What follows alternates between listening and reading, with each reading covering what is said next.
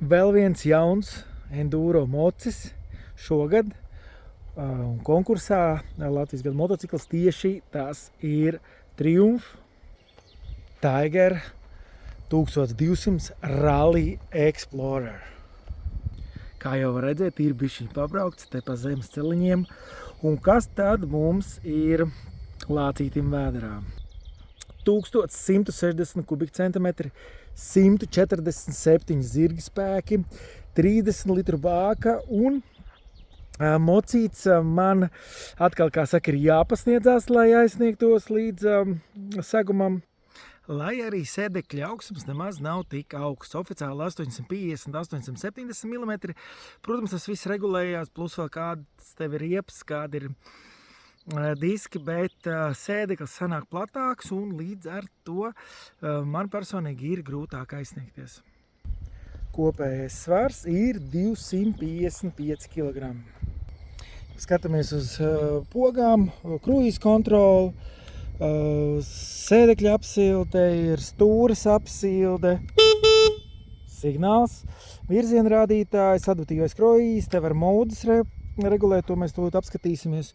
Otrā pusē atgriezties uz mājas ekrānu, avārijas uguņi un piestartēt. Bet paskatīsimies meņucību bišķiņ vairāk. Starp citu, jā, kur šito mazo džojstiku, manuprāt, diezgan ērts risinājums, kad ir viens džojstiks, kas ir tīri regulācija uz augšu, uz leju, lai vai kur tu būtu.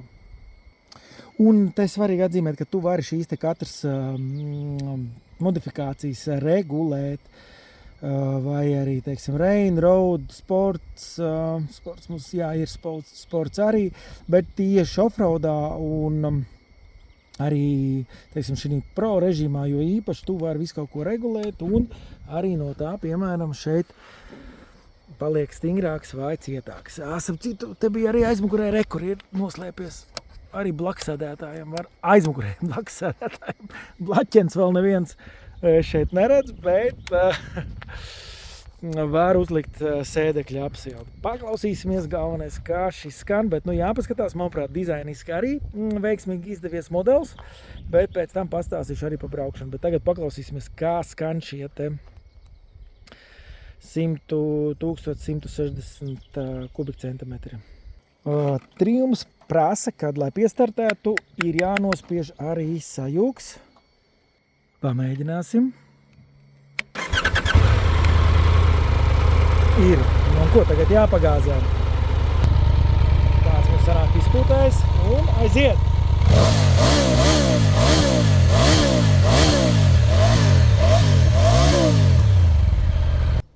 Skaņa patīkama, bet kā ir ar braukšanu? Man pati sēdekļa pozīcija nebija tik ērta. Taču kā plusus gribu uzsvērt šos te regulācijas iespējas, jo ja tu tiešām zini, kur tu gribi braukt un kā tu gribi braukt, mocis tomēr ir ļoti jaudīgs un tev ir visas iespējas viņu pieregulēt savām vajadzībām.